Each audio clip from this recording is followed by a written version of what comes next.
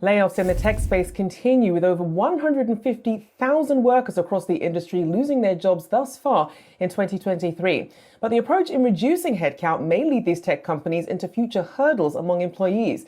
Here with the do's and don'ts for job cuts is Yahoo Finance's Allie Garfinkle. Allie, the right and wrong way to do this.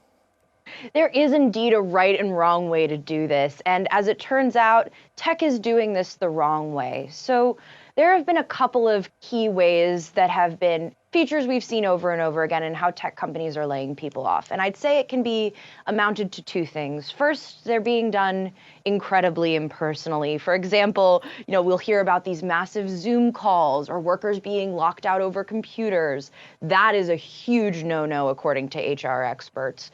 And then the second is that it will happen over time. And this was the thing that HR experts actually were incredibly against. Those layoffs over time, for instance, Amazon is doing its layoffs in waves. That is also a huge, huge no. Because as it turns out, these are exactly the things you are not supposed to do when you're laying people off. So, which brings us to the question is, what should tech companies be doing?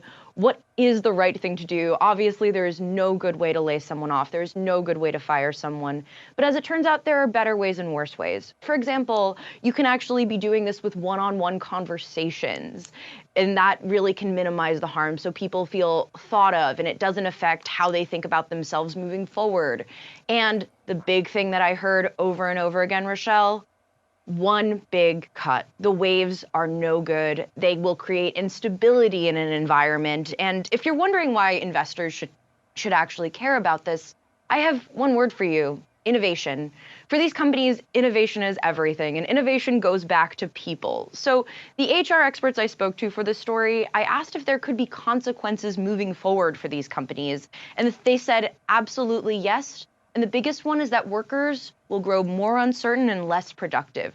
The conversations actually went to places I didn't know we were going. For instance, we were talking a lot about Maslow's hierarchy of needs, for example, which is a motivational theory in psychology, and neuroscience and the fight or flight reflex. It's that primal for people. This really goes back to how people think about themselves and how they feel that they can provide for themselves and their families. So what's to be done? What could the long-term effects really entail? In this particular case, for companies that are hinging on innovation, even high performers could go. Well, a lot of them might say, hey, look, I need some stability. I've got to get out of here. But the other thing, too, is that over time, this could affect how companies are innovating and operating. If workers feel more uncertain, if they're worried about being laid off, they will be less productive. So I think that if we see companies look different in makeup or in productivity or in innovation down the line a couple years from now, it's possible it will tie back to how they are handling this moment.